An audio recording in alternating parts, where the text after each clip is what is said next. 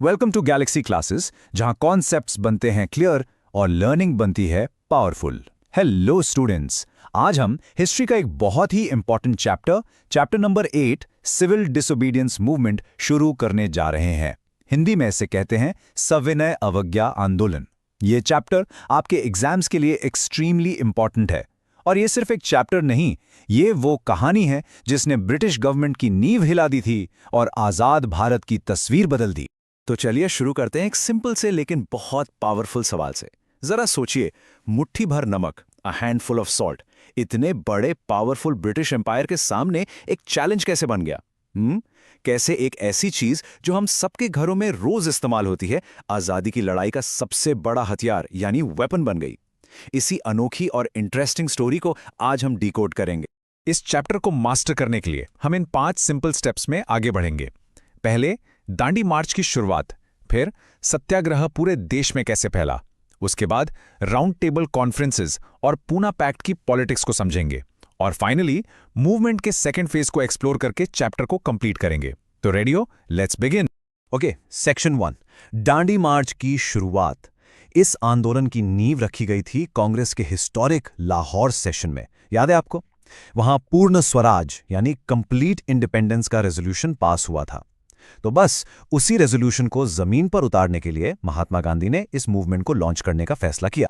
लेकिन मूवमेंट शुरू करने से पहले गांधी जी ने ब्रिटिश गवर्नमेंट को एक मौका दिया। उन्होंने कुछ डिमांड्स रखी, जिनमें सबसे इंपॉर्टेंट थी नमक पर लगा टैक्स यानी सॉल्ट टैक्स कैंसिल करो, और नमक बनाने पर ब्रिटिश गवर्नमेंट की मोनोपली यानी उनका जो एक अधिकार था उसे खत्म करो। जब गवर्नमेंट ने इन डिमांड्स को रिजेक्ट कर दिया तो यह बिल्कुल तय हो गया कि अब सत्याग्रह ही एकमात्र रास्ता है। अब आपके मन में एक सवाल जरूर आ रहा होगा कि इतनी सारी चीजों में से गांधी जी ने आखिर नमक यानी सॉल्ट को ही क्यों चुना? ये एक बहुत इंपॉर्टेंट क्वेश्चन है आपके एग्जाम्स के लिए भी। सोचो, क्या रीजन हो सकता है? चलिए पर्दा उठाते हैं इस राज से। देखिए, गांधी जी का ये डिसीजन ब्रिलियंट था और इसके पीछे थे 3 पावरफुल रीजंस। पहला, नमक हर आम आदमी के खाने का एक जरूरी हिस्सा है। अमीर हो या गरीब, सबको नमक चाहिए, सिंपल। दूसरा, ऐसी जरूरी चीज पर टैक्स लगाना अन्यायपूर्ण था, इट वॉज कंप्लीटली अनजस्ट।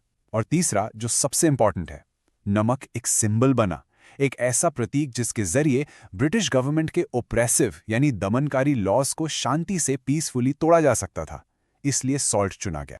और इसके साथ शुरू हुई ऐतिहासिक दांडी मार्च, जिसे सॉल्ट सत्याग्रह भी कहते हैं।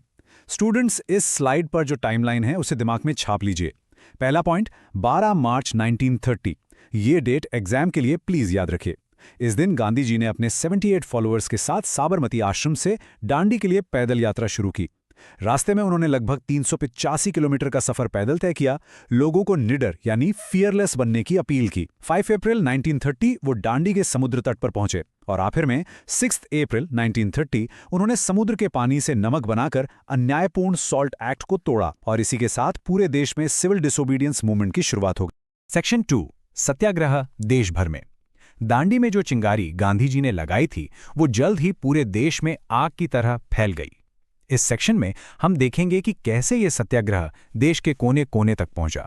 चलिए, नॉर्थ वेस्ट फ्रंटियर प्रोविंस में यहां थे महात्मा गांधी के एक अटूट अनुयायी खान अब्दुल गफार खान। उन्हें फ्रंटियर गांधी के नाम से भी जाना जाता है। उन्होंने खुदाई खिदमतगार नाम की एक ऑर्गेनाइजेशन बनाई। 23 अप्रैल 1930 को उन्होंने पेशावर में सत्याग्रह शुरू किया। ब्रिटिश गवर्नमेंट ने गढ़वाल रेजिमेंट को सत्याग्रहीस पर ओपन फायरिंग का ऑर्डर दिया, लेकिन सोचिए, चंद्र सिंह ठाकुर नाम के एक ऑफिसर ने अपने नौकरी और जिंदगी दांव पर लगाकर निर्दोष लोगों पर गोली चलाने से साफ मना कर दिया। इस अनोखी बहादुरी के लिए उन्हें कोर्ट मार्शल किया गया और बहुत सख्त सजा दी। अब आते हैं सोलापुर, महाराष्ट्र। यहां मिल वर्कर्स इस आंदोलन की शान थे। 6 मई 1930 को एक विशाल जुलूस निकाला गया, जिस पर कलेक्टर ने फायरिंग के ऑर्डर्स दे दिए। इससे गुस्साए लोगों ने police stations, railway stations, courts और दूसरी सरकारी बिल्डिंग्स पर अटैक करना शुरू कर दिया। सिचुएशन इतनी बिगड़ गई कि गवर्नमेंट ने मार्शल लॉ यानी मिलिट्री रूल लगा दिया और आंदोलन को ब्रूटल तरीके से दबा दिया गया। इस मूवमेंट को लीड करने वाले 4 हीरोज, इनके नाम याद रखिएगा, मल्लापा धनशेट्टी, श्री कृष्णा सरदा, कुर्बान हुसैन और जगन्नाथ शिंदे, इन्हें फांसी दे दी गई। अब हम देखेंगे अहिंसा यानी नॉन वायलेंस की असली ताकत। गुजरात के धरासाना में सत्याग्रह को सरोजनी नायडू लीड कर रही थी। जरा इमेजिन कीजिए इस सीन को। सत्याग्रही शांति से आगे बढ़ते, पुलिस उन पर लाठियां बरसाती, वो गिर जाते लेकिन हाथ नहीं उठाते। जब एक बैच जख्मी होकर हटता तो उनकी जगह दूसरा बैच आ जाता। ये सिलसिला चलता रहा। पूरी दुनिया ने देखा कि असली बहादुरी मारने में नहीं, सहने में है। ये नॉन वायलेंट रेजिस्टेंस का सबसे पावरफुल एग्जाम्पल है। इसी दौरान मुंबई में विदेशी सामान यानी फॉरेन गुड्स के खिलाफ एक अलग आंदोलन चल रहा था, और इस आंदोलन के एक ऐसे हीरो थे जिनकी कहानी हमें हमेशा इंस्पायर करती रहेगी, बाबू जेनू साइद। वो मुंबई के एक मिल वर्कर थे। देखिए उन्होंने क्या किया। विदेशी माल से भरा एक ट्रक पुलिस प्रोटेक्शन के साथ आगे बढ़ रहा था। ट्रक को रोकने के लिए बाबू जेनू शांति से सड़क पर लेट गए। पुलिस ने उन्हें धमकी दी, हटने को कहा, लेकिन वो अपनी जगह से 1 इंच नहीं हिले और आखिरकार वो ट्रक उनके ऊपर से गुजर गया। बाबू जेनू शहीद हो गए। ही गेन्ड मार्टियरडम। बाबू जेनू के इस सुप्रीम सैक्रिफाइस, इस बलिदान ने पूरे नेशनल मूवमेंट को एक नई इंस्पिरेशन दी। जब इंडिया में सिविल डिसोबीडियंस मूवमेंट अपने चरम पर था, तब British prime minister Ramsay MacDonald ने लंदन में एक कॉन्फ्रेंस बुलाई। इसका मकसद था इंडिया के कॉन्स्टिट्यूशनल इश्यूज पर चर्चा करना। इसे राउंड टेबल कॉन्फ्रेंस कहते हैं क्योंकि सभी लोग एक गोल मेज के चारों तरफ बैठते थे, जिसका मतलब था कि सभी बराबर हैं। 1930 से 1932 के बीच ऐसी 3 कॉन्फ्रेंसेस। इस टेबल को ध्यान से देखिए, ये आपको तीनों कॉन्फ्रेंसेस एक बार में समझा देगा।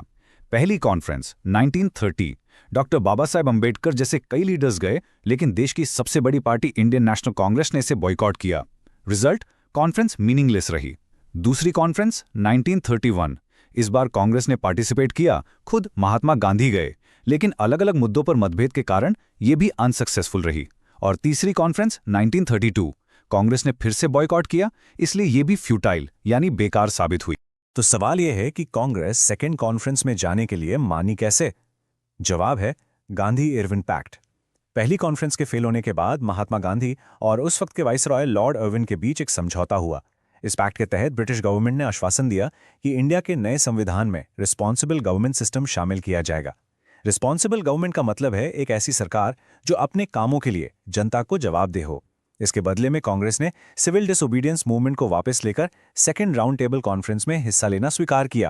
सेक्शन 4, पूना पैक्ट और आगे। Second round table conference fail होने की एक बड़ी वजह थी एक बहुत इंपॉर्टेंट मुद्दा, माइनॉरिटीज, खास करके दलित्स का रिप्रेजेंटेशन। ये इशू इतना अहम था कि इस पर देश के 2 सबसे बड़े लीडर्स गांधी जी और डॉक्टर बाबा साहब अंबेडकर आमने सामने आ गए। इस स्लाइड को बहुत ध्यान से समझिए, ये बहुत इंपॉर्टेंट कॉन्सेप्ट है। लेफ्ट साइड में देखिए सेपरेट इलेक्टोरेट्स। ये डॉक्टर बाबा साहेब अंबेडकर की डिमांड थी। इसका मतलब था कि दलित कैंडिडेट्स के लिए सिर्फ दलित वोटर्स ही वोट कर सकते हैं। जब ब्रिटिश पीएम ने ये डिमांड मान ली तो गांधी जी ने इसका विरोध किया। उनका मानना था कि इससे हिंदू सोसाइटी हमेशा के लिए डिवाइड हो जाएगी। इसके प्रोटेस्ट में उन्होंने जेल में फास्ट अनटू डेथ शुरू कर दिया।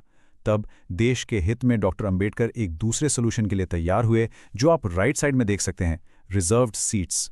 इसका मतलब था कि कुछ सीट्स दलित कैंडिडेट्स के लिए रिजर्व होंगी, लेकिन उनके लिए वोट सभी कम्युनिटीज के लोग करेंगे। और इसी समझौते को हम पूना पैक्ट के नाम से जानते हैं। 1932 में महात्मा गांधी और डॉक्टर बाबा साहेब अंबेडकर ने राष्ट्रहित को सर्वोपरि रखते हुए इस ऐतिहासिक समझौते पर हस्ताक्षर किए। अब हम इस चैप्टर के आखिरी पड़ाव पर हैं। सेकेंड राउंड टेबल कॉन्फ्रेंस से निराश होकर जब गांधी जी इंडिया लौटे तो उन्होंने सिविल डिसोबीडियंस मूवमेंट को फिर से शुरू करने यानी रीस्टार्ट करने का फैसला किया। गांधी जी को लौटते ही तुरंत अरेस्ट कर लिया गया। इसके बाद ब्रिटिश गवर्नमेंट ने इस मूवमेंट को कुचलने के लिए इनह्यूमन अप्रेसिव मेथड्स यानी अमानवीय दमनकारी तरीके अपनाए। सारे सिविक राइट्स यानी नागरिक अधिकार छीन लिए गए। इंडियन नेशनल कांग्रेस को इलीगल घोषित कर दिया गया और नेशनल न्यूज़पेपर्स पर भी पाबंदी लगा दी गई। इतने दबाव के बावजूद इस मूवमेंट ने देश को हमेशा के लिए बदल दिया। इसके 4 की फीचर्स थे। पहला, ये एक असली नेशन वाइड मूवमेंट बना जो गांव-गांव तक पहुंच गया। दूसरा, इसमें महिलाओं ने, विमेन ने बढ़ चढ़कर पार्टिसिपेट किया, जैसे कस्तूरबा गांधी और कमला देवी चट्टोपाध्याय। तीसरा, ये पूरी तरह से अहिंसा यानी नॉन वायलेंस पर बेस था। और चौथा, इतना जुल्म सहने के बाद भी इस मूवमेंट ने आम हिंदुस्तानी को फियरलेस यानी निडर बना दिया। आखिरकार अप्रैल 1934 में गांधी जी ने ये मूवमेंट विड्रॉ कर लिया और सिविल डिसोबीडियंस मूवमेंट का ये ऐतिहासिक चैप्टर खत्म हुआ। तो आइए इस माइंड मैप से एक फाइनल क्विक रिवीजन करते हैं। Topic civil disobedience movement. शुरुआत हुई दांडी मार्च से, फिर ये फैला पूरे देश में, पेशावर, सोलापुर, बीच में हुई राउंड टेबल कॉन्फ्रेंसेस और गांधी एरविन पैक्ट। नतीजा निकला पूना पैक्ट, जिसमें रिजर्व्ड सीट्स की बात हुई, और फाइनली सेकंड फेज के बाद मूवमेंट विड्रॉ हो गया। आई होप इस रीकैप से सारे पॉइंट्स आपके माइंड में क्रिस्टल क्लियर हो गए होंगे। स्टूडेंट्स, हमेशा याद रखिएगा, हिस्ट्री सिर्फ डेट्स और इवेंट्स नहीं है, ये उन लोगों की कहानी है जिन्होंने हमारे फ्यूचर के लिए अपना प्रेजेंट सैक्रिफाइस किया। Keep studying hard. This lesson was brought to you by Galaxy Classes, created only for study and concept clarity.